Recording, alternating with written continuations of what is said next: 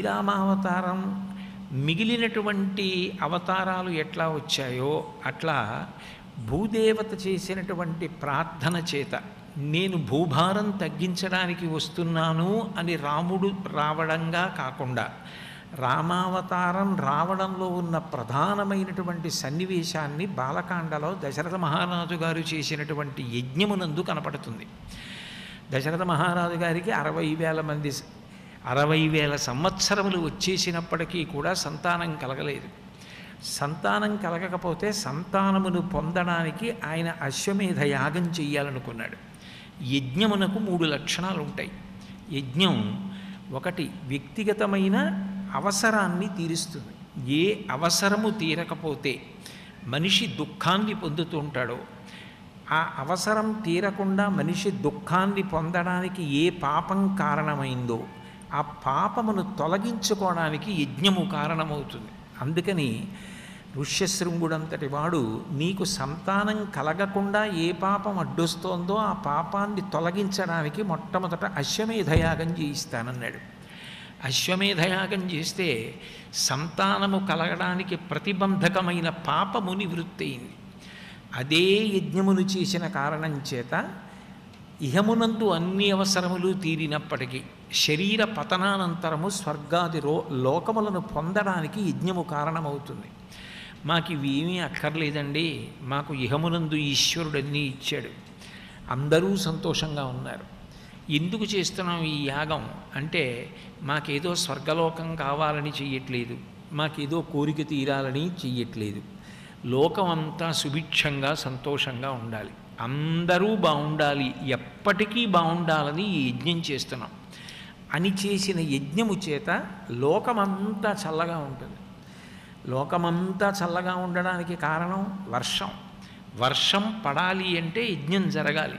అందుకే భాగవతంలో దశమస్కందంలో మఖము చేయ వజ్రిమది సంతసించును, వజ్రి సంతసింప వానకురియు, వానకురిసి గసవు వసుమతిపై పెరగు, గసవు మీసి ధీను గణము బ్రతుకు అంటారు.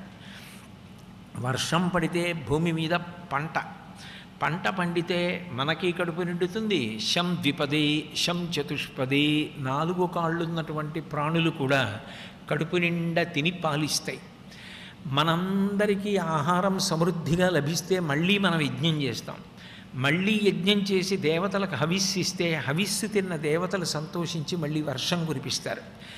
ఆ వర్షం ఆధారంగా ఈ సృష్టి అంతా నిలబడుతూ ఉంటుంది.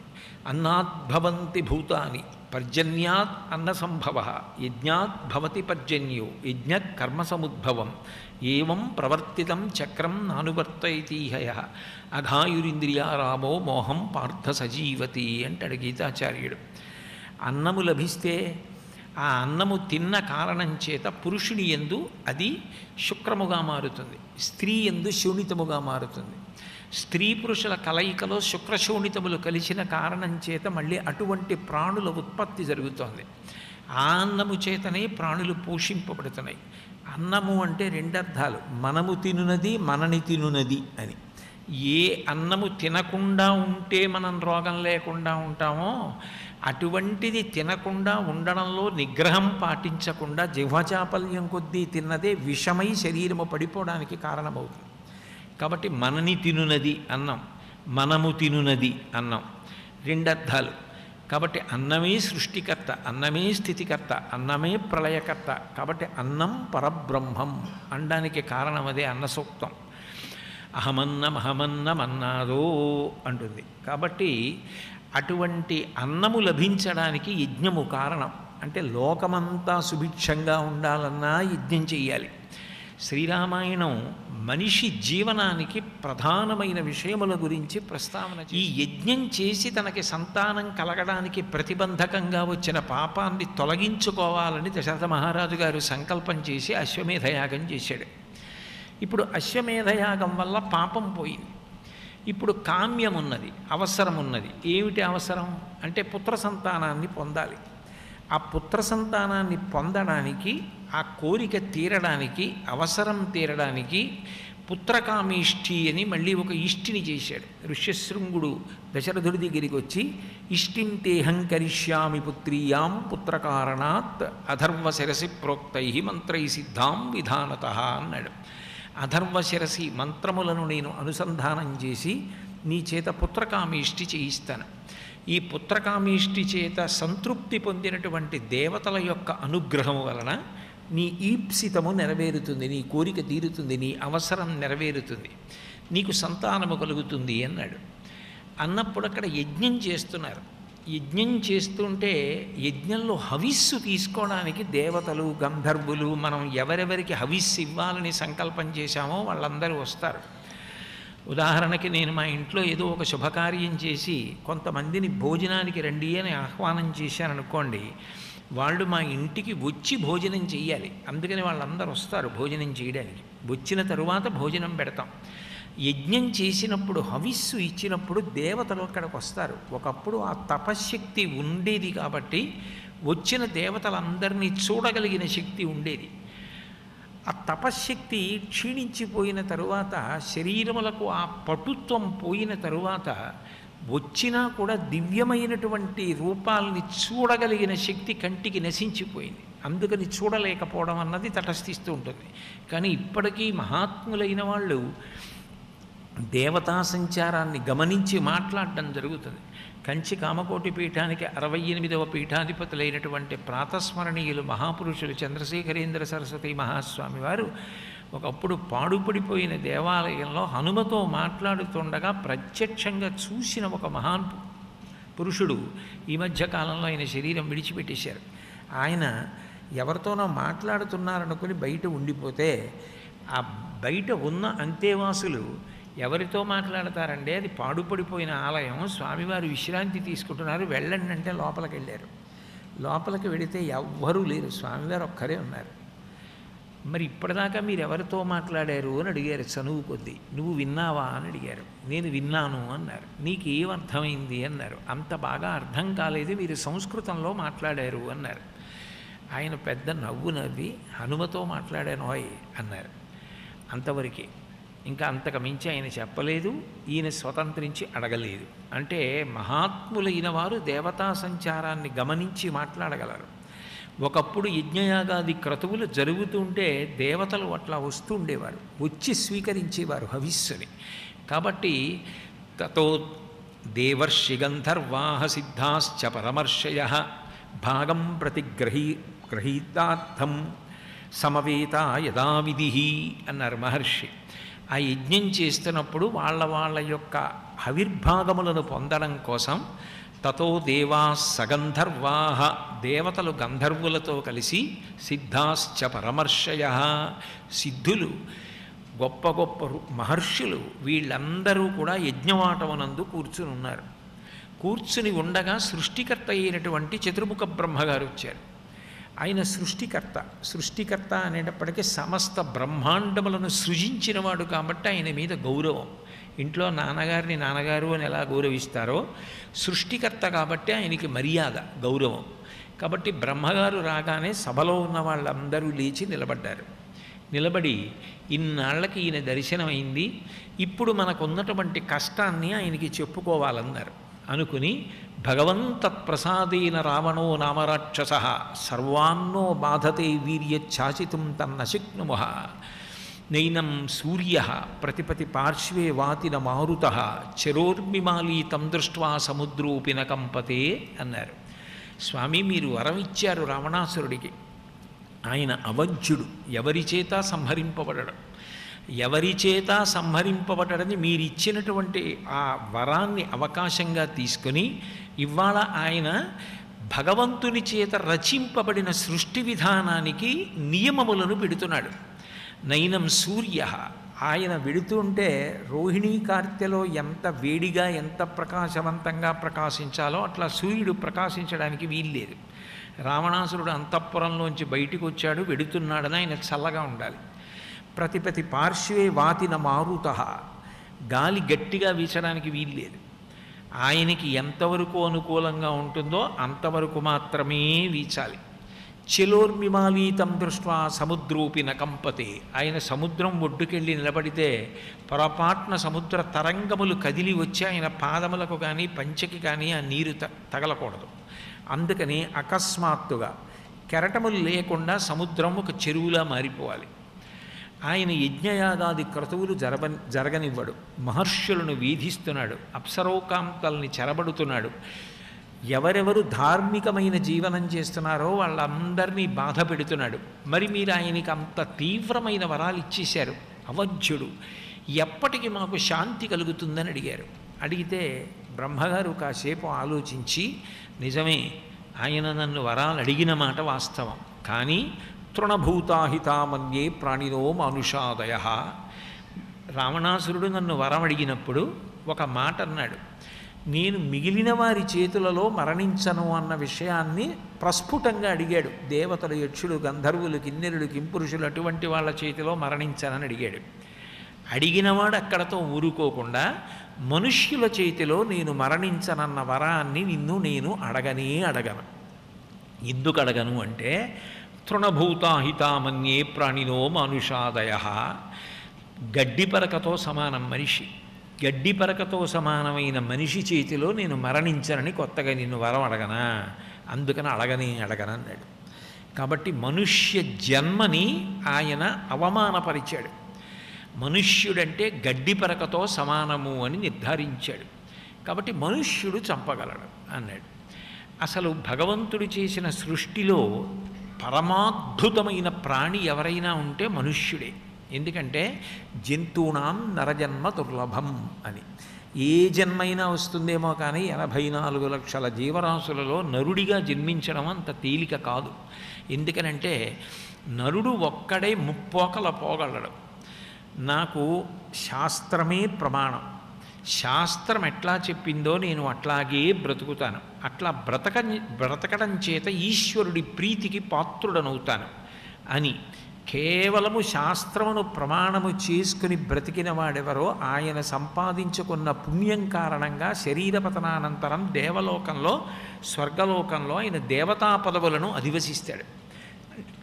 అంటే ఆయన దేవలోకానికి వెళ్ళగలడు. నాకు శాస్త్రంతో ప్రమాణం లేదు, గురువుతో ప్రమాణం లేదు. నా ఇంద్రియములు సంతోషపడితే చాలు, నా మనసు సంతోషిస్తే చాలు. ఈ భూమి మీద ఉన్నన్నాళ్ళు నాకు ఏవి సుఖం అనిపిస్తే అవి అనుభవిస్తాను అని శాస్త్రధిక్కారము, గురుధిక్కారము చేసి స్వతంత్రించి పుణ్యకర్మ అన్న దానితో సంబంధం లేకుండా పాపముల ద్వారా అనురక్తిని పొందుతూ బ్రతికేసిన వాడెవరో ఆయన శరీరపతనానంతరము కొన్ని కోట్ల జన్మలు తిరియక్కవుతాడు. తిరియక్ అంటే భూమికి అడ్డంగా వెన్నుపాము ఉండేటట్టుగా పుట్టి అడ్డంగా వెన్నుపాము పెరిగే ప్రాణిని తిరియక్కులు అంటారు. కుక్కలు, పందులు మొదలైనవి. అటువంటి ప్రాణిగా మారిపోతాడు. అంటే అదే మనిషి దేవత కాగలడు, అదే మనిషి జంతువైపోగలడు. నాకు పుణ్యము వద్దు, పాపము వద్దు. నాకు కావలసింది ఈశ్వరుడు సంతోషించడం ఒక్కటే. నేను చేస్తున్న ఏ పని వలన నాకు పుణ్యము కావాలని నేను అడగను. ఎందుకనంటే పుణ్యము చేరిందనుకోండి ఖాతాలోకి, ఆ పుణ్యాన్ని కూడా అనుభవించాలి కాబట్టి దానికోసం ఏదో మంచి జన్మ తీసుకోవాలి. చాలా గొప్ప ఐశ్వర్యవంతుడు అవ్వాలి, లేకపోతే అధికారి కావాలి, లేకపోతే పెద్ద పరిపాలకుడు కావాలి, గొప్ప విద్వాంసుడు కావాలి. దీని వలన కీర్తి, భోగం అన్నీ ఉంటాయి. కానీ దాని వలన ఉపయోగం ఏమిటి? జన్మంటూ ఎత్తవలసి వచ్చింది కదా. నన్ను బంగారు సంకెళ్లతో కట్టేశారని బంగారు సంకెళ్లలో ఉన్నవాడు ఇనప సంకెళ్లతో కట్టిన వాడిని చూసి నవ్వాడు అనుకోండి, ఏమిటి ప్రయోజనం? ఇద్దరినీ కట్టేశారు. ఒక ఆయన్ని బంగారు సంకెళ్లతో కట్టారు, ఒక ఆయన్ని ఇనప సంకెళ్లతో కట్టారు. దీంతో కట్టినా కట్టడం యథార్థం కదా. అట్లాగే పుణ్యమును అనుభవించడం కోసమని భోగం అనుభవించడానికి అర్హత కలిగిన జన్మలను పొందడం కూడా బంధనహేతువే. అందుకని నాకు పుణ్యం కావాలని నేను చెయ్యట్లేదు. ఈ మంచి కర్మలు దేనికి చేస్తున్నాను అంటే అవి చేయడం చేత ఈశ్వరా నువ్వు ప్రీతి చెందుతావు. వీడికి నేను మనుష్య జన్మ ఇచ్చినందుకు వీడు మంచి కర్మలు చేస్తున్నాడని నువ్వు సంతోషిస్తే నాకు చాలు, అంతే. నేను చెడ్డ కర్మ చెయ్యను. ఎందుకు చెయ్యనంటే నేను అది చేస్తే నువ్వు చిన్నపుచ్చుకుంటావు. నేను వద్దన్న పని నువ్వు ఎందుకు చేశావు అని అడుగుతావు. ఆయన వద్దన్న పనే పాపం కాబట్టి నేను చెయ్యను. అప్పుడు ఏమైంది? నిరతిశయ ప్రీతి అంటారు భగవంతుడి మీద. ఏది చేస్తున్నా భగవంతుడి యొక్క ప్రీతి కొరకే. అప్పుడు ఇక నువ్వు నేను అని రెండెందుకు? ఎప్పుడు ఏం ఆలోచిస్తావు? నా గురించి ఆలోచిస్తావు. ఇక రెండెందుకు? నువ్వు నాలో కలిసిపోమ్మని భగవంతుడు నదిని సముద్రమునందు కలుపుకున్నట్లు కలుపుకుంటాడు జ్ఞానమునిచ్చి. ఆ జ్ఞానం పుస్తకం చదువుకుంటే వచ్చేది కాదు. ఉత్తమ కర్మలను, శాస్త్రీయ కర్మలను నిరపేక్షగా ఈశ్వరానుగ్రహమును మాత్రమే అపేక్షించి చేసిన వ్యక్తి ఎవరుంటాడో ఆయనకు చిత్తశుద్ధినిచ్చి, చిత్తశుద్ధిని పాత్రత చేసి, ఆ పాత్రతని అడ్డుపెట్టి భగవంతుడు జ్ఞానమును కటాక్షిస్తే ఆ జ్ఞానము వలన ఇక మళ్ళీ పుట్టవలసిన అవసరాన్ని పోగొట్టుకొని పునరావృత్తి రహిత శాశ్వత శివ సాయుధ్య స్థితిని పొందుతున్నాడు. కాబట్టి అటువంటి మోక్షమును పొందాలన్నా, శాశ్వతమైన రీతిలో జనన మరణ చక్రము నుండి విడుదల పొందాలన్నా మనుష్య జన్మకే సాధ్యం. దేవతలు కూడా మోక్షాన్ని పొందరు. ఎందుకంటే క్షీణే పుణ్యే మర్త్యలోకం విశంతి. పుణ్యం అయిపోతే దేవతలు కూడా తమ పదవులలోంచి జారి మళ్ళీ భూమి మీదే పడిపోతారు. మనిషి ఒక్కడే ముప్పోకల వెళ్ళగలడు. ఇంత గొప్ప జన్మ అయిన మనుష్య జన్మని రావణాసురుడు అవమానించాడు కాబట్టి ఇప్పుడు మనుష్యుడు అవమానింపబడడం పక్కన పెడితే రావణుణ్ణి వధించడానికి యోగ్యమైన వాడు మనుష్యుడు. అడగలేదు కాబట్టి రావణాసురుడు వరం, మనిషి చేతిలో మరణిస్తాడు రావణాసురుడు అన్నారు బ్రహ్మగారు. అక్కడ సభలో ఉన్నవాళ్ళు ఎవరు? సభలో ఉన్నవాళ్ళందరూ మనుష్యులే ఉన్నారు. దశరథుడి యొక్క పరివారం అంతా అక్కడ ఉన్నారు యజ్ఞం చేయించడానికి. ఇప్పుడు ఇక్కడ సభ జరుగుతుంటే సభకి ఏర్పాట్లు చేసేవాళ్ళు ఎవరు ఉంటారు? మనుష్యులే ఉంటారు. ఇక్కడ దేవతలు రారు కదా ఏర్పాట్లు చేయడానికి, మనుష్యులు చేసిన ఏర్పాట్లే ఉంటాయి. అట్లాగే అక్కడ కూడా దశరథుడు చేస్తున్న యాగం కాబట్టి మనుష్యులే ఉన్నారు. హవిస్సు అందుకోవడానికి దేవతలు వచ్చారు. ఆ సభలో ఎవరైనా చటుక్కున మనిషి చేతిలో మరణిస్తాడు కాబట్టి నేను వెళ్ళి రావణాసురుణ్ణి సంహరించేస్తానని తొందరపడిపోతాడేమో. రావణుణ్ణి సంహరించడం అంత తేలిక కాదు. అంతటి గొప్ప పరాక్రమవంతుడు, అంత తపశ్శాలి, అన్ని వరాలు పొందినవాడు. ఆయన చూపించేవట ఐరావత విషాణాగ్రైరాపీడన కృతైవ్రణవు విష్ణుచక్ర పరీక్షితవు అనేవట. ఇక్కడ చూసావా ఘాటుంది, అది విష్ణువు తన సుదర్శన చక్రం పెట్టి కొడితే ఆ ఘాటు పడింది అనేవట. విష్ణువు సుదర్శన చక్రం పెట్టి కొడితే చచ్చిపోకుండా ఘాటు పడిందని బయటకు వచ్చినవాడు. ఐరావత విషాణాగ్రైరాపీడన కృతైవ్రణవు వజ్రోల్లిఖిత పీనాంసౌ విష్ణుచక్ర పరీక్షితవు. ఈ ఐరావతం ఇంద్రుడు ఎక్కి నా మీదకి యుద్ధానికి వచ్చినప్పుడు తన యొక్క దంతముల చేత కుమ్మింది. ఆ దంతముల ఊరిపిడికి ఇదిగో ఇక్కడ గాయమైందని చూపించేవాట. ఇంద్రుడు వజ్రాయుధం పెట్టి కొట్టాడు, ఇక్కడ పుండు పడి మచ్చబడిందనేవాట. అంటే అవన్నీ ఆయన పరాక్రమ చిహ్నాలు, ఆయన శరీరం మీద ఉన్నటువంటి మచ్చలు. అంతటి పరాక్రమవంతుడు. అటువంటి పరాక్రమవంతుడైన రావణాసురుణ్ణి కేవలం మనుష్యుడిని ఎవరు పడితే వాళ్ళు సంహరించడం సాధ్యం కాదు. ఎవరైనా తొందరపడి వెళ్ళిపోతారేమో అన్నది ఈశ్వర కారుణ్యం. అందుకని ఏతస్మిన్నంతరే విష్ణురూపయాతో మహాద్యుతి శంఖచక్రకటాపాణి పీతవాసా జగత్పతి. వెంటనే ఆ సభలో పచ్చని పీతాంబరం కట్టుకుని శంఖచక్ర గదా పద్మములతో శ్రీ మహావిష్ణువు ప్రత్యక్షమయ్యారు. వెంటనే దేవతలందరూ లేచారు. వాళ్ళు పడుతున్నటువంటి కష్టాలన్నీ చెప్పారు. మీరు మనుష్యుడిగా అవతరించండి భూమి మీద. మీరు మనుష్యుడిగా వస్తే రావణ సంహారం అవుతుంది. ఇక్కడ మీరు ఒక్క విషయాన్ని ఆలోచించండి. వాళ్ళకి బాధ ఏమిటి? రావణుడు పెడుతున్న బాధ. ఇప్పుడు రావణ సంహారం ఎవరి వల్ల జరగాలి? మనుష్యుడి వల్ల జరగాలి. వచ్చినటువంటి శ్రీ మహావిష్ణువుని స్వామి మీరు నరుడిగా రండి, వచ్చి రాక్షస సంహారం చేసేయండి అని అడిగారనుకోండి, అయిపోయింది కదా విషయం. కానీ విచిత్రం ఏంటంటే రామాయణంలో వాళ్ళు అలా అడగలేదు. వాళ్ళు అన్నారు విష్ణోః పుత్రత్వమాగచ్చా కృత్వాత్మానం చతుర్విధం అన్నారు. ఓ శ్రీ మహావిష్ణువా, నువ్వు దశరథ మహారాజు గారికి నలుగురు కొడుకులుగా రా అన్నారు. ఎందుకు నలుగురు కొడుకులు? నలుగురు నరులైతే తప్ప రావణాసురుణ్ణి సంహరించలేరు. నలుగురు నరులు కలిసి చంపాలి అన్నారు అనుకోండి, అప్పుడు నలుగురుగా రండి అని అడగాలి. కానీ అలా చెప్పలేదుగా బ్రహ్మగారు. నరుడి చేతిలో మరణిస్తాడన్నారు. కానీ వీళ్ళు అడగడం మాత్రమే అని అడిగారంటే, విష్ణో పుత్రత్వమాగచ్చ, ఓ శ్రీమన్నారాయణ, మీరు దశరథ మహారాజు గారికి 4 కొడుకులుగా రండి. మిమ్మల్ని మీరే 4గా మీ తేజస్సుని దశరథ గర్భమున దశరథుని యొక్క సంతానముగా ఆయన ధర్మపత్నుల యందు ప్రవేశపెట్టి రండి. వస్తే అప్పుడు రాక్షస సంహారం జరుగుతుంది, లోకం ప్రశాంతంగా ఉంటుంది. ఈ రావడం దశరథుడి కడుపునే నేను ఎందుకు రావాలి?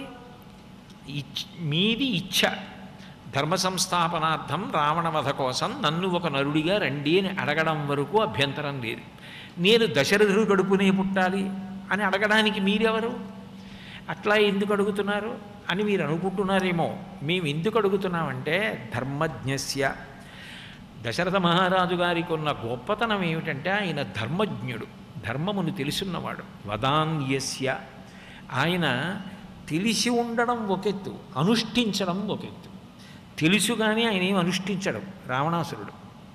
రావణాసురుడికి తెలియని ధర్మం ఏం లేదు, ఆయన వేదమంతా చదువుకున్నాడు. కానీ ఆయనకి ధర్మం అర్థం చేసుకోవడం వరకే, అనుష్ఠించడానికి పనికిరాదు. అందుకే సీతమ్మ ఇహ సంతో నవాసంతి సతోవా నానువర్తసే తథాహి విపరీతాతే బుద్ధిరాచారవర్జిత అని అడిగింది. నువ్వు చదువుకోవడానికి తెలుసుకోవడానికే పనికొచ్చింది తప్ప నువ్వు అనుష్ఠించడానికి నీకు పనికి రాలేదు ధర్మం. నువ్వు అనుష్ఠించనిదేదో అది నిన్ను కాపాడదు. నాకు ధర్మం అంతా తెలుసండి అంటే కాదు కాపాడేది, తెలిసున్న ధర్మాన్ని నువ్వు అనుష్ఠిస్తే ధర్మాన్ని నిన్ను కాపాడుతుంది. కాబట్టి ధర్మాన్ని అనుష్ఠించిన వాడి ముందు ధర్మం తెలుసుకున్నవాడు నిలబడలేడు. అనుష్ఠానము గొప్పది ధర్మం విషయంలో.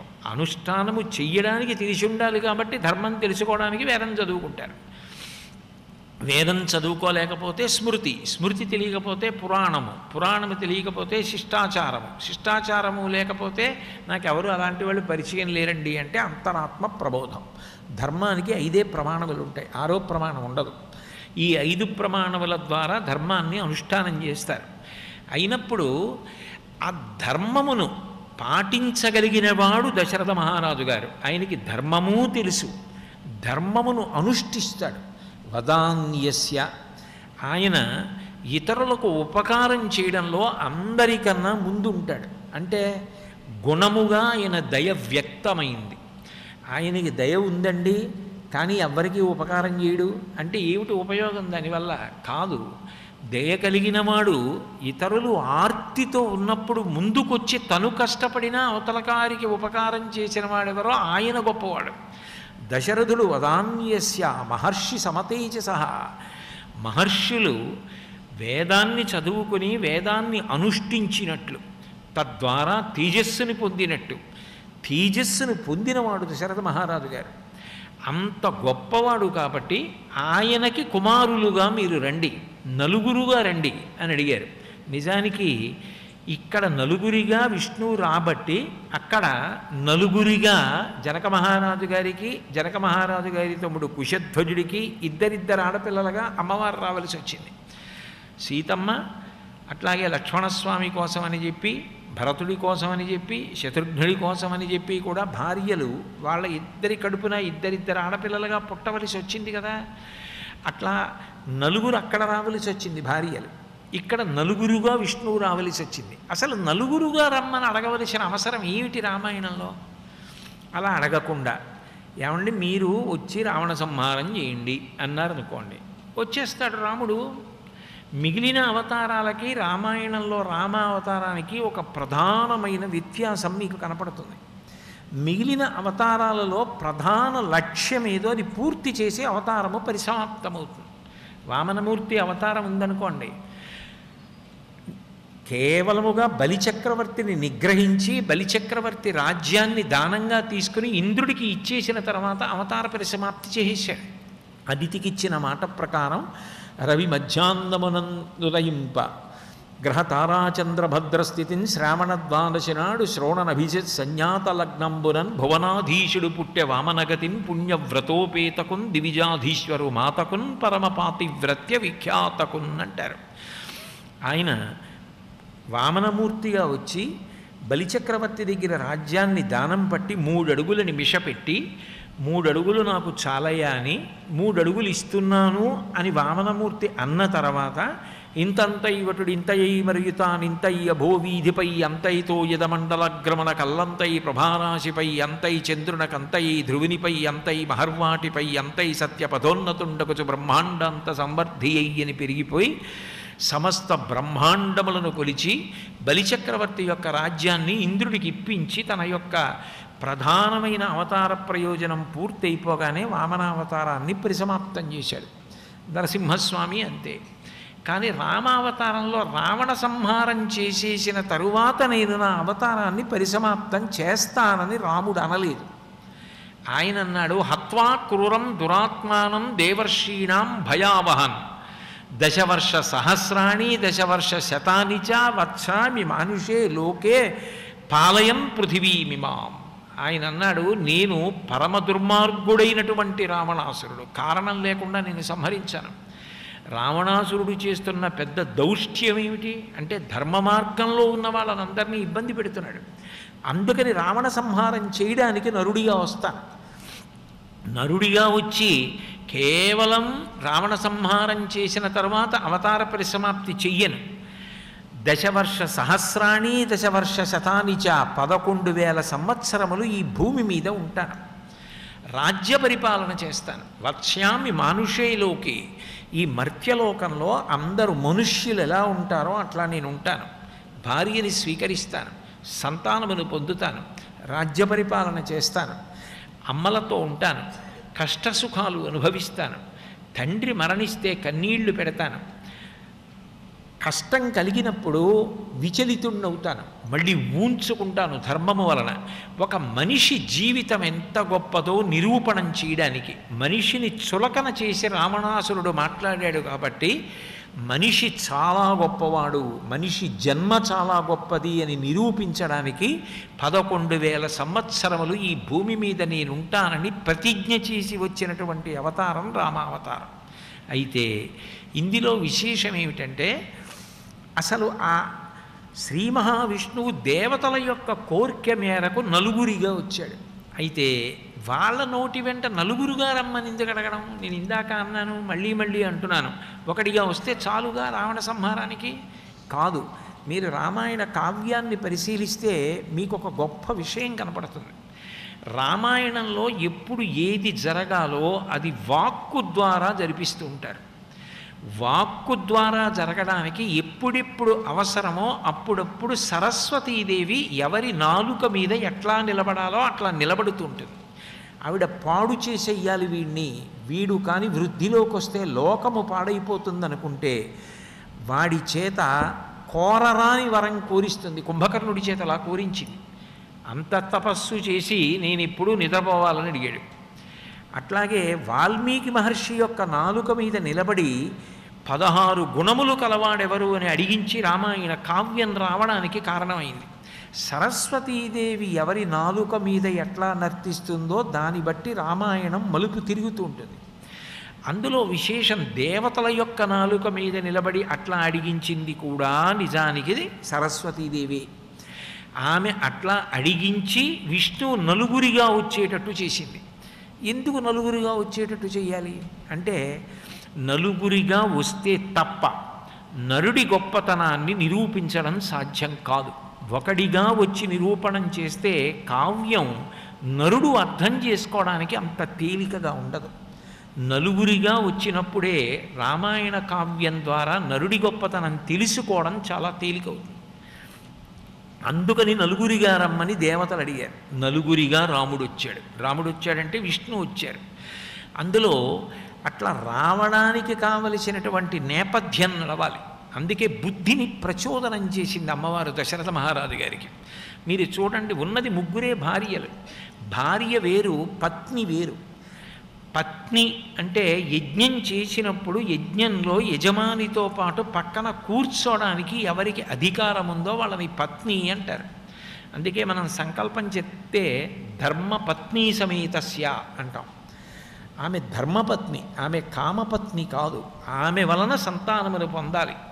ధర్మ ప్రజా సంపత్త్యర్థం అని కదా వివాహంలో సంకల్పం. ధార్మికమైన సంతానమును పొందాలి, కామము ధర్మము చేత కట్టబడాలి, కట్టబడి సంతానము రావాలి, లేకపోతే అది అధర్మ సంతానం అయిపోతుంది. కాబట్టి ఇప్పుడు ముగ్గురే పత్నులు, కౌసల్య, సుమిత్ర, కైకేయి, ముగ్గురు పత్నుల యందు విష్ణువు నలుగురిగా రావాలి. ఆ పుత్రకామేష్టి చేసినప్పుడు యజ్ఞపురుషుడు వచ్చాడు, పాయస పాత్ర ఇచ్చాడు.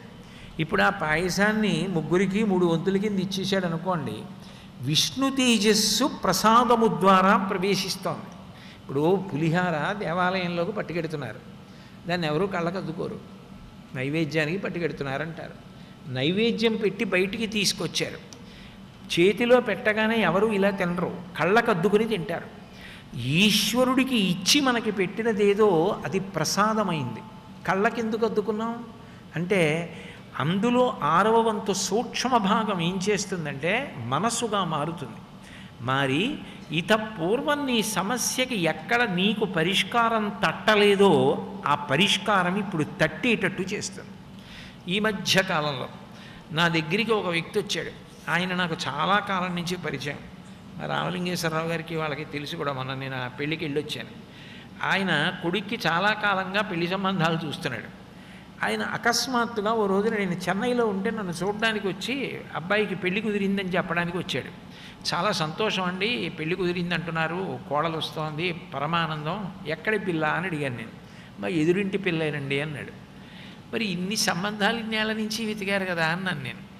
అదే ఆశ్చర్యం అండి, ఏమిటో నాకు ఆలోచన రాలేదు, ఎదురింటి పిల్లని కోడల్ని చేసుకుంటున్నాను, అన్ని విధాలా యోగ్యురాలు సుమండి.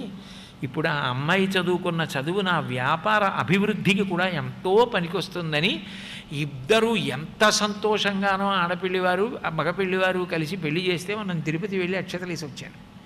ఎదిరింట్లో కోడలు ఉందని గ్రహించలేకపోవడం ఏమిటి అంటే, ఎప్పుడో ప్రసాదం తిన్నాక ఆయనకి బుద్ధికి తట్టింది, నా సమస్యకి పరిష్కారం ఇక్కడుంది, నా కోడలు ఇక్కడుందని. లేకపోతే ఎవరో వచ్చి ఏం చెప్పరు, అది ప్రసాదం అవడానికి కారణం అదే. ప్రసాద తిరస్కారము కష్టములకు కారణం, ఈశ్వరానుగ్రహము వద్దు అన్నావు. ఈశ్వరానుగ్రహం అక్కర్లేదనుకుంటే ఎట్లా నీకు సుఖములు వస్తాయి? సత్యనారాయణ స్వామి వారి వ్రతకథలో ఆ వ్రతం చేసిన ఆవిడ భర్త గారి పడవ వచ్చేసిందంటే ప్రసాదం తినకుండా పక్కకి వెళ్ళిపోతే పడవ మునిగిపోయింది. ఈశ్వరుడు అంత క్రూరుడా ప్రసాదం పక్కనెట్టేస్తే? అంటే కాదు, ఈశ్వరానుగ్రహము నాకు అక్కర్లేదు అంటే నీ కోరికలు ఎలా తీరుతాయి? ఈశ్వరానుగ్రహము నీ ప్రయత్నమునకు తోడు కావాలి, అప్పుడు అవసరములు తీరుతాయి. అది చెప్పడం ఆ కథ యొక్క సారాంశం, అందులో ఉన్నటువంటి విశేషార్థం అది. కాబట్టి ఇప్పుడు ప్రసాదాన్ని ఎలా పంచాలి? యజ్ఞపురుషుడిచ్చిన ప్రసాదాన్ని, ఆయన ప్రసాదాన్ని అక్కడ పెట్టుకున్నాడు, ముగ్గురు పత్నులు వచ్చి నించున్నారు. ఇప్పుడు ఆయన బుద్ధికి తట్టేటట్టు చేయవలసింది ఎవరు? నలుగురుగా విష్ణువు రావాలి. ఆ తేజస్సు అందులో ఉంది, ఆ తేజస్సు పత్నుల యందు ప్రవేశించాలి. ప్రవేశించి గర్భశుద్ధి చేసి నలుగురుగా రావడానికి అవకాశాన్ని కల్పించాలి. ఇప్పుడు అట్లా అవకాశం కల్పించడానికి నలుగురు కొడుకులు వచ్చేటట్టు ఎలా పంచాలి అంటే దానికి ఎలా చెప్తారు? ఎవరు చెప్తారు జవాబు? అప్పుడు ధియో యౌన ప్రచోదయాత్, బుద్ధికి ప్రచోదనం చెయ్యగలిగినది ఎవరు అంటే అమ్మవారే. అందుకే మీరు చూడండి, మీరు ఏ పూజ చేశారన్న దాంతో సంబంధం లేదు. మీరు చిట్ట చివర లఘుగాయత్రులు ఏమడుగుతారంటే ప్రచోదయాత్, కాత్యాయనాయ విద్మహే కన్యాకుమారి ధీమహి తన్నో దుర్గి ప్రచోదయాత్. అమ్మా నా బుద్ధులను ప్రచోదనం చెయ్యి. బుద్ధి సక్రమంగా ప్రచోదనం అయితే మీరు ఉత్తమ మార్గంలో నడుస్తారు. బుద్ధి వక్రించిందనుకోండి తప్పు పని చేస్తారు. కాబట్టి ఇప్పుడు ఆయన బుద్ధిని ప్రచోదనం చేసింది అమ్మవారు. బుద్ధి ప్రచోదనం సరస్వతీదేవే చెయ్యాలి, అక్కడ ఏ మాట లేకుండా బుద్ధిని ప్రచోదనం చేసింది అనాలి. కాబట్టి ఆయన ఏం చేశాడు? కౌసల్యాయై నరపతి పాయసార్థం దదౌ తదా. ముందు కౌసల్యని పిలిచాడు, పట్టమహిషి. అందుకని ఏమీ ఇబ్బంది లేదు, ఉన్న పాయసంలో సగం ఆవిడికి ఇచ్చేశాడు. ఆవిడ ఆ పాయసం తీసుకుని వెళ్ళిపోయింది. ఇంకా సగం మిగిలింది, ఇద్దరు మిగిలారు. ఎదురుగుండా కైకమ్మ ఉంది, ఎదురుగుండా సుమిత్ర ఉంది. ఇప్పుడు ఏం చేయాలి ఆలోచించాడు. ఆ మిగిలినటువంటి అర్ధభాగం ఏదైతే ఉందో దాన్ని 2 సమభాగములు చేశాడు. మళ్ళీ ఆయనకు ఆలోచన వచ్చింది, సుమిత్రకి 4వ వంతే కైకేయికి 4వ వంతే అయితే మరి కౌసల్య తర్వాత తను వివాహం చేసుకున్నది సుమిత్రని. సుమిత్ర వలన కూడా సంతానం కలగలేదు అన్న తర్వాత చాలా కాలానికి కైకమ్మని చేసుకున్నాడు. మరి అటువంటప్పుడు కౌసల్యని చేసుకుని సంతానం కలగలేదని చాలా కాలం తర్వాత సుమిత్రని చేసుకున్నాడు కాబట్టి మరి అర్ధభాగం కౌసల్యకి ఇచ్చినట్టు సుమిత్రకి ఇవ్వాలి, అలాగే కైకమ్మకి ఇవ్వాలి. మరి సగం కౌసల్యకి ఇచ్చేసినప్పుడు సుమిత్రకి కైకేయికి కూడా పావు పావు ఎలా ఇస్తాడు? అందుకని ఆలోచించాడు. ఆలోచించి పావు వంతు తీసి సుమిత్రకి ఇచ్చేశాడు. ఇచ్చేసి కైక వంక తిరిగాడు. కైకమ్మ వంక తిరిగి ఈమెకి కూడా పావు వంతు ఇస్తే సుమిత్రని కైకేయిని ఒకటించేసినట్టు అవుతుంది. అందుకని మళ్ళీ ఆ పావు వంతుని 2 భాగాలు చేశాడు. 8వ వంతు అవుతుంది కదా, ఇప్పుడు 8వ వంతు కైకమ్మకి ఇచ్చాడు. ఒక 8వ వంతు తీసి మళ్ళీ సుమిత్రకి ఇచ్చాడు. సుమిత్రకి 2 మాటలు ఇచ్చాడు. అప్పుడు కౌసల్యకి సగభాగం వెళ్ళింది, 3/8 సుమిత్రకి వెళ్ళింది, 1/8 కైకమ్మకి వెళ్ళింది. ఇప్పుడు నేను అందరికీ సమానంగా పంచానన్నాడు. సమానంగా పంచాననుకున్నాడు కానీ పాయసాన్ని 4 ముక్కలుగా ఇచ్చాను అని ఆయన అనుకోలేదు. సమానంగా పంచానన్నంత వరకే దశరథుడి తృప్తి. 2 సార్లు సుమిత్రకి ఇచ్చాడు కాబట్టి 2 పిల్లలు సుమిత్రకు కలగాలి. కాబట్టి సుమిత్రకి లక్ష్మణుడు శత్రుఘ్నుడు పుట్టారు, కైకమ్మకి భరతుడు పుట్టాడు. రామచంద్రమూర్తి కౌసల్యా గర్భము నుండి ఉదయించారు. తతశ్చ 12 మాసే చైత్రే నామమికే తిథౌ నక్షత్రే దైవచ్చే శోచ్ఛ సంస్థేషు 5 గ్రహేషు కర్కటే లగ్నే వాక్పతాం ఇందునా సహా ప్రోద్యమానే జగన్నాథం సర్వలోక నమస్కృతం అన్నారు. సర్వలోకముల చేత నమస్కరింపబడేటటువంటి సకలలోకైకనాథుడైన శ్రీమన్నారాయణుడు రామచంద్రమూర్తిగా కౌసల్యా గర్భము నుండి చైత్రమాస శుక్లపక్ష నవమి నాడు 5 గ్రహములు ఉచ్చస్థితిలో ఉండగా ప్రభవించాడైన. ఇక కర్కట లగ్నంలో వచ్చినవాడు రామచంద్రమూర్తి. తర్వాత పుట్టినటువంటి వాడు భరతుడు. పుష్యే జాతస్తు భరతో మీన లగ్నే ప్రసన్నధీహి అని పుష్యమీ నక్షత్రంలో భరతుడు. ఆశ్లేష నక్షత్రంలో లక్ష్మణ శత్రుఘ్నులు పుట్టారు. ఇప్పుడు రాముడి తర్వాత పుట్టినవాడు వయసురీత్యా భరతుడు. ఇప్పుడు అక్కడ వరకు బాగుంది.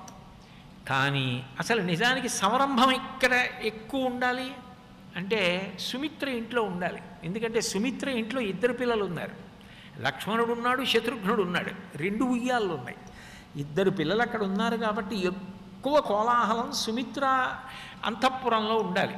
కానీ ఎప్పుడూ కూడా నిశ్శబ్దంగా ఏ కోలాహలం లేకుండా ఉండేటటువంటి అంతఃపురం సుమిత్రది. ఎక్కువ కోలాహలంగా ఉండేటటువంటి అంతఃపురాలు కౌసల్యవి, 2వది కైకమ్మది. ఎందుకలా అంటే సుమిత్రకి 2 కొడుకులు పుట్టినా పెద్ద ఆయన లక్ష్మణస్వామి ఎప్పుడూ రాముడి దగ్గర ఉంటాడు, 2వ ఆయన శత్రుఘ్నుడు ఎప్పుడూ భరతుడి దగ్గర ఉంటాడు. అందుకని ఈ ఇంట్లో 2 పిల్లలు ఆ ఇంట్లో ఉండరు. కాబట్టి సంరంభం అంతా ఎక్కడ ఉంటుంది? కౌసల్య ఇంట్లో ఉంటుంది, కైకమ్మ ఇంట్లో ఉంటుంది. అప్పుడు సుమిత్ర బాధపడాలి కదా, ఇదేంటి 2 పిల్లలు ఇంట్లో నా ఇంట్లో ఉండరు, ఒకడు అక్కడికి పోతాడు, ఒకడు ఇక్కడికి పోతాడు, అన్నయ్య అని వాడు పోతాడు, అన్నయ్య అని వీడు పోతాడు, అసలు ఇక్కడ ఉండేవాళ్ళు లేరు. దానివల్ల మహారాజు గారు దశరథుడు ఇక్కడికి రావలసిన అవసరం లేదు, కౌసల్య ఇంటికి కైకమ్మ ఇంటికి వెడితే 4 కొడుకుల దర్శనం అయిపోతుంది, అందుకని నా ఇంటికి రావడం తగ్గిపోతుంది కదా అని రాచపత్నికి అసూయ ఉండాలి కదా. అలా ఉంటే ఆమె సుమిత్ర ఎందుకు అవుతుంది? మిత్ర శబ్దము చేత ఏది ప్రతిపాదింపబడుతుంది? ఋతము నుండి పైకెత్తిన వాడెవరో ఆయన మిత్రుడు. పరిమితమైన జ్ఞానము నుండి అపరిమితమైన స్థితి వైపుకి తీసుకెళ్ళగలిగిన వాడెవరో ఆయన్ని మిత్రుడని పిలుస్తారు. ఆమె సుమిత్ర చాలా గొప్పది. అందుకే రామాయణంలో సుమిత్ర ఎక్కడ మాట్లాడినా అంత సారవంతమైన మాటలు మాట్లాడుతుంది. రామాయణం చదివేటప్పుడు ఎక్కడైనా సుమిత్ర మాట్లాడిందనుకోండి, 1కి 4 మాటల శ్లోకం చదవాలి. ఎందుకంటే చాలా గంభీరమైన మాటలు, నిస్వార్థమైన మాటలు, అమృతతుల్యమైన మాటలు మాట్లాడుతుంది. అందుకని ఈ 2 పిల్లలు ఆ 2 పిల్లల పక్కకి వెళ్ళిపోయారు. నచతేన వినా నిద్ర లభతే పురుషోత్తమ మృష్ణమన్నముపానీత మశ్నాతి నచతే వినా సర్వప్రీకరస్తస్య రామస్యాపి హితేరతః లక్ష్మణో లక్ష్మీ సంపన్నో. విశేషం ఏమిటంటే అసలు రాముడు పక్కన లక్ష్మణులు లేకపోతే భోజనం కూడా చేయడు. నచతేన వినా నిద్ర లభతే పురుషోత్తమ మృష్ణమన్నముపానీతమశ్నాతి నచతే వినా. ఎంత ఆకలేస్తుండనివ్వండి, ఎంత మధురమైన పదార్థం, ఎంత రుచికరమైన పదార్థం ఎదురుగుండా పెట్టండి, రాముడు తినడం. రాముడికి పక్కన లక్ష్మణుడు వచ్చి కూర్చుంటే తింటాడు. ఎంత అలిసిపోనివ్వండి, పక్కన లక్ష్మణుడు లేకపోతే రాముడు నిద్రపోడు, రాముడు లేకపోతే లక్ష్మణుడు కూడా అంతే. విశేషం ఏం చెప్పారంటే బహిప్రాణ ఇవాపరహ అన్నారు. రాముని యొక్క ప్రాణము బయటికి వచ్చి ఒక రూపంతో తిరిగితే అది లక్ష్మణస్వామి. అంటే అంత అన్యోన్యత ఇద్దరి మధ్య. సర్వప్రియకరస్తస్య రామస్యాపి హితేరత లక్ష్మణో లక్ష్మీ సంపన్నో బహిప్రాణ ఇవాపరహ. లక్ష్మణుడు లక్ష్మీ సంపన్నుడు అన్నారు వాల్మీకి మహర్షి. ఇందులో మీరు గుర్తుపట్టాలి అంటే ఇలా నలుగురు ఎందుకు వచ్చారు, సుమిత్రకి ఇద్దరు పుట్టి ఎందుకు ఉండరు, కౌసల్య దగ్గరికి ఒకడు, ఆ కైకమ్మ దగ్గరికి ఒకడు ఎందుకు వెళ్ళిపోతారు, రాముడి పక్కన ఒకడు, భరతుడి పక్కన ఒకడు ఎందుకు చేరారు అన్నది మీరు పరిశీలించాలంటే వాళ్ళ పేర్లని ఆధారం చేసుకుని పట్టుకోవాలి. వాళ్ళ పేర్లలో పెట్టినవాడు ఎవరో ఈ పేరైతే బాగుంటుంది కదండి, ఇది ఎవరికీ లేదు కదండి, ఇది చాలా నూతనంగా ఉంది కదండి అని చెప్పి దానికి అర్థం ఉందా లేదా అన్న దానితో సంబంధం లేదు. అదొక విచిత్రమైన ఉచ్చారణ ఉంటే చాలని సృష్టించి పెట్టిన పేరు కాదు అది. అది వశిష్ఠ మహర్షి బ్రహ్మర్షి పెట్టినటువంటి పేరు. అంత గొప్ప పేరు ఉంచాడు. కౌసల్యా గర్భము నుండి ప్రసవింపబడినటువంటి పిల్లవానికి రామ, రాముడు అని నామకరణం చేశాడు. ఎందుకని అంటే రాముడు అన్న మాటకున్న గొప్పతనం ఏమిటంటే రమంతే సర్వే జనా గుణై అస్మిన్ ఇది రామ. యోగులైనటువంటి వారు కూడా ఎవరి గుణముల యందు రమించిపోతుంటారో, ఎవరి గుణములను తలుచుకొని పరవశిస్తారో అటువంటి వాడు రాముడు. మరి లక్ష్మణుడు అంటే లక్ష్మీ అన్య అస్తీతి ఇది లక్ష్మణ. సంపద శోభ లక్ష్మిగా కలిగినటువంటి వాడు. భరతుడన్న మాట ఎందుకు వచ్చింది అంటే ఆయన భరించగలిగినటువంటి వాడు కాబట్టి ఆయనకి భరతుడు అని పేరు. భరతీతి ఇది భరత, శత్రూన్ హంతీతి ఇది శత్రుఘ్న. శత్రువులను దునుమాడతాడు, శత్రువులను గెలిచాడు కాబట్టి శత్రుఘ్నుడు. అందుకు పెట్టాడు ఈ 4 పేర్లు.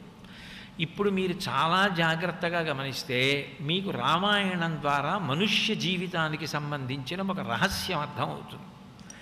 రాముడు ఎవరు అంటే ధర్మము. రామాయణంలో రాముడు ధర్మము అని చెప్పిన వారెవరు అంటే వశిష్ఠుడో, పరమశివుడో, సీతమ్మో, హనుమయో కాదు. రాముడికి పరమశత్రువైనటువంటి రాక్షసుడు మారీచుడు అరణ్యకాండలో చెప్పాడు. రామో విగ్రహవాన్ ధర్మ సాధు సత్యపరాక్రమ రాజా సర్వస్య లోకస్య దేవానాం ఇవ వాసవ అన్నాడు. దేవతలకు ఇంద్రుడు ఎలాగో ఈ రాముడు అలా. రాముడంటే ఎవరు అంటే ధర్మము కాళ్ళు చేతులతో భూమి మీద నడిస్తే అదే రాముడు. ఇప్పుడు రాముడు ధర్మము. ధర్మము నిలబడాలి అంటే, ధర్మము ఊంచుకోవాలి అంటే ధర్మము భక్తితో కూడినదై ఉండాలి. భక్తి లేని ధర్మము అర్థం లేని విషయం. భక్తి అన్నది ఎవరి యందు అన్వయము కావాలి అంటే ఎవరు పెద్దలో వారి యందు అన్వయము కావాలి. మీరు అందుకే చూడండి, భక్తి అన్న మాటని ఎవరికి అన్వయం చేస్తారంటే మీ నుండి ఏమీ తిరిగి ప్రత్యుపకారం కోరుకోకుండా మీ ఉద్ధరణ కొరకు తమ సమస్త శక్తులను ధారపోసేవారు ఎవరుంటారో వారి పట్ల మీకున్నటువంటి ఆరాధన భావమునకు, ప్రేమకు భక్తి అని పేరు. దైవభక్తి.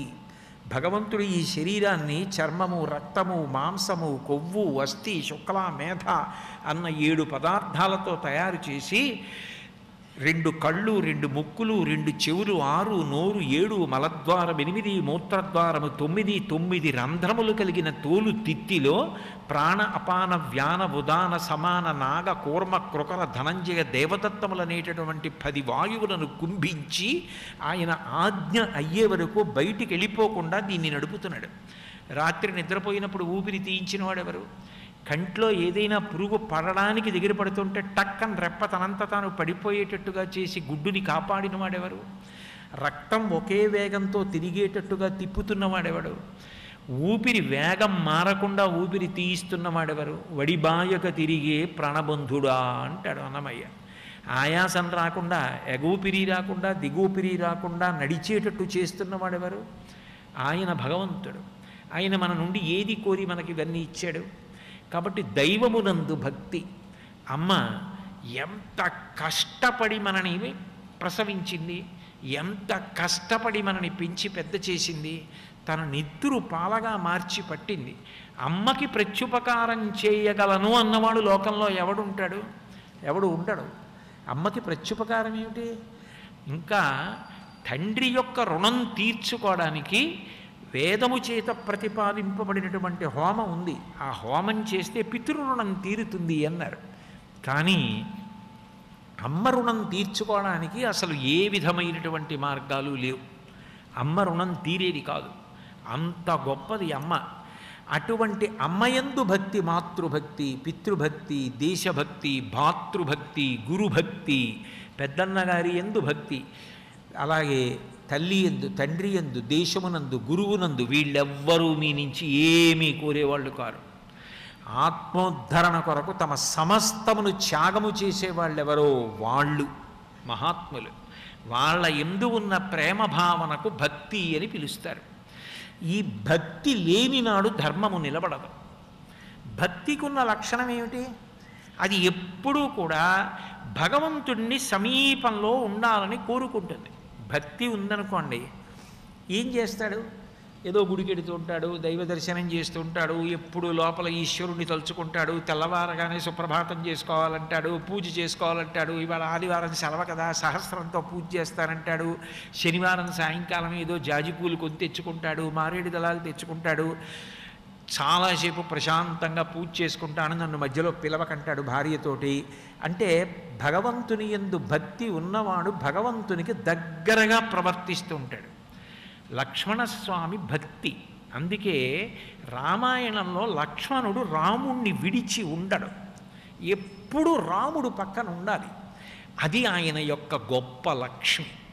ఇప్పుడు ఎన్ని కోట్ల రూపాయలు బ్యాంకులో ఉండనివ్వండి, అర్ధరాత్రి వేళ ఒక 50 లక్షలు కావలసి వచ్చిందనుకోండి, బ్యాంకు తీసి ఇవ్వరు.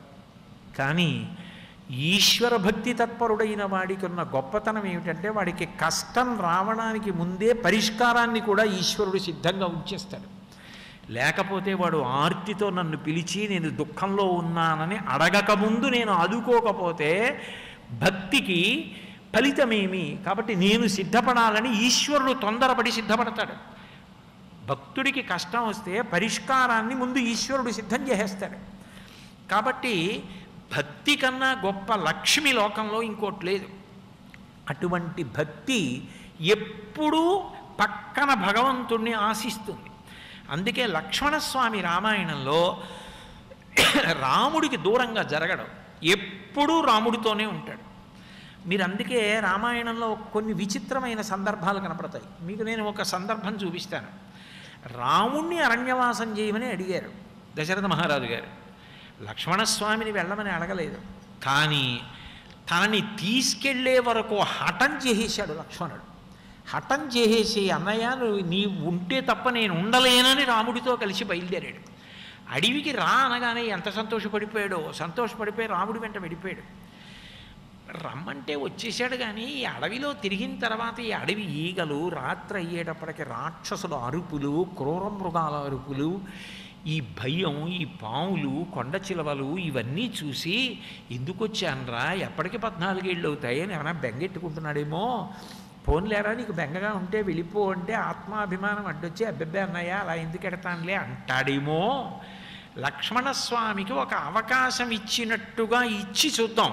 2, భక్తి ఎంత గొప్పదో, కష్టమైన నిష్ఠూరమైన భగవంతుణ్ణి విడిచిపెట్టకుండా ఉండగలిగినదేదో అది భక్తి.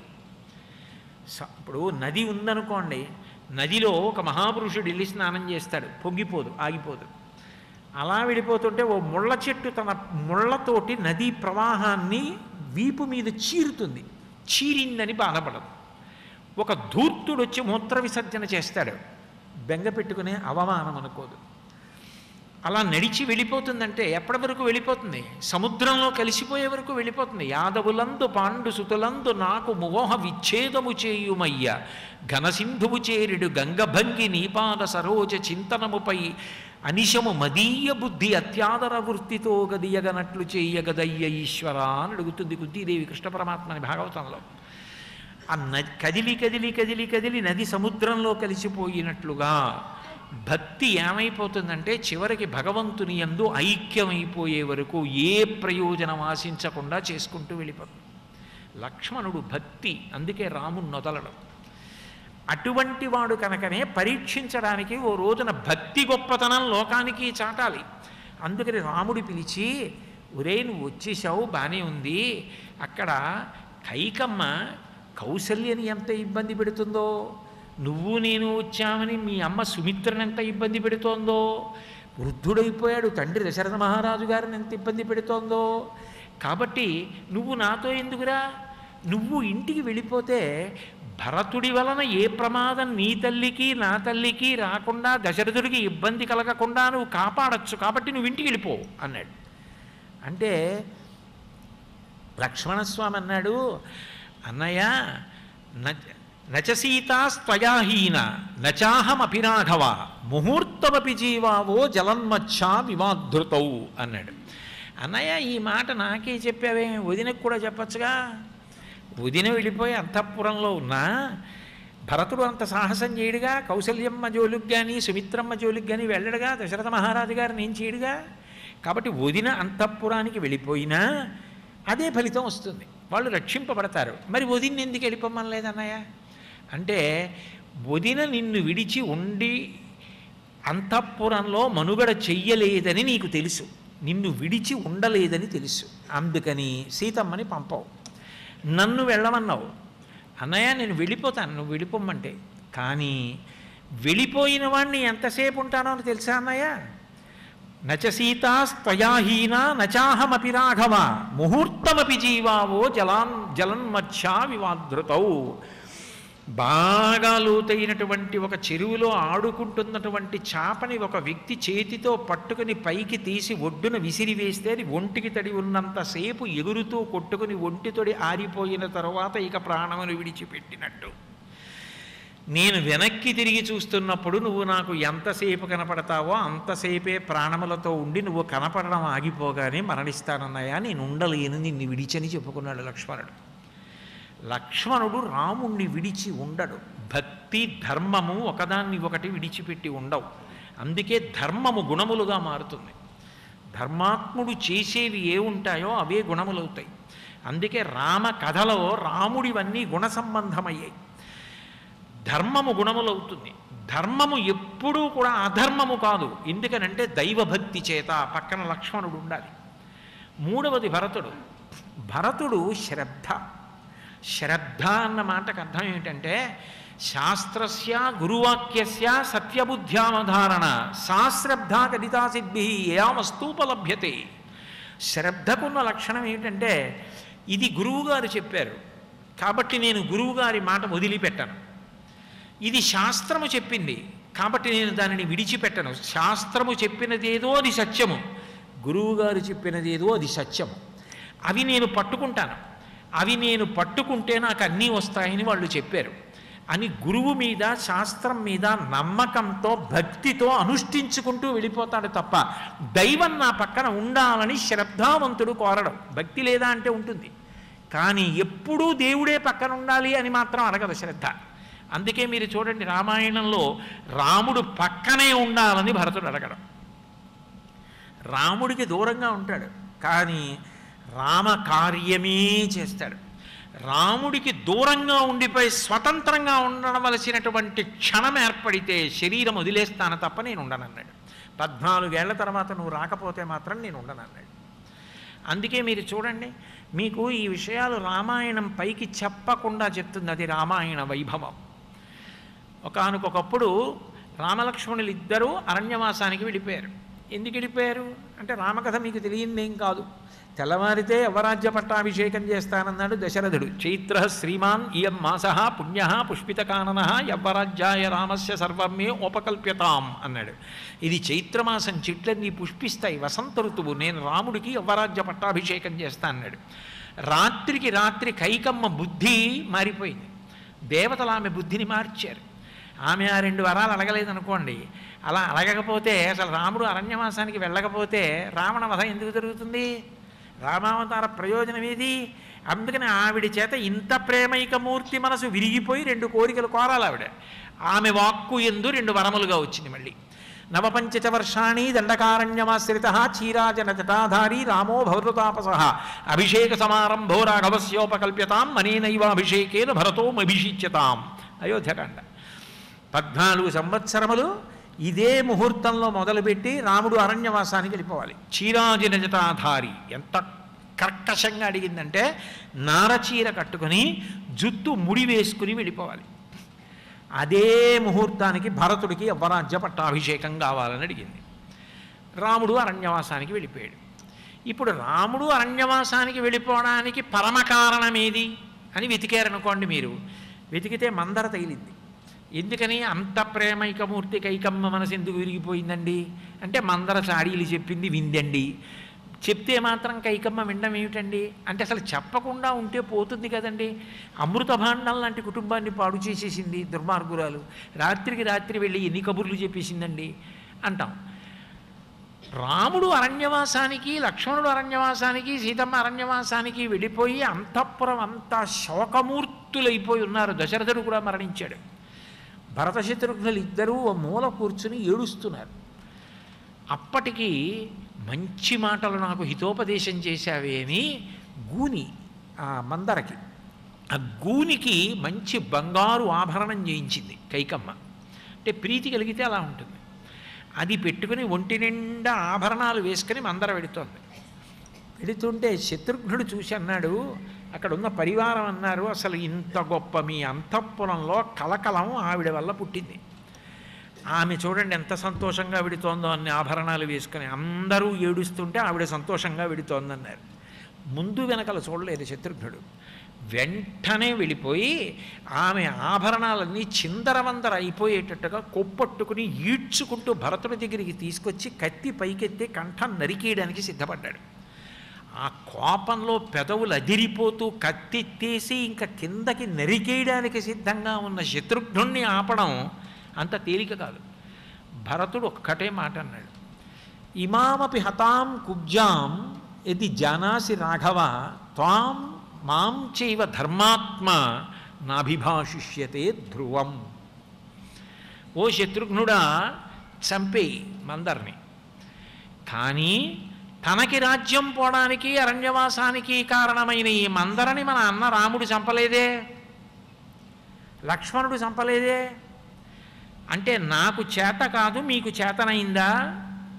మీరెందుకు చంపారు ఆమెని అని రాముడు మనని చూసి ముఖం తిప్పుకుని అరణ్యానికి వెళ్ళినప్పుడు మాట్లాడడు. అట్లా మాట్లాడకపోయినా పర్వాలేదనుకుంటే చంపేయి అనగానే కత్తి పక్కన పారేసి నాకు రాముడు కావాలి ఇది ఎందుకని వచ్చేసాడు.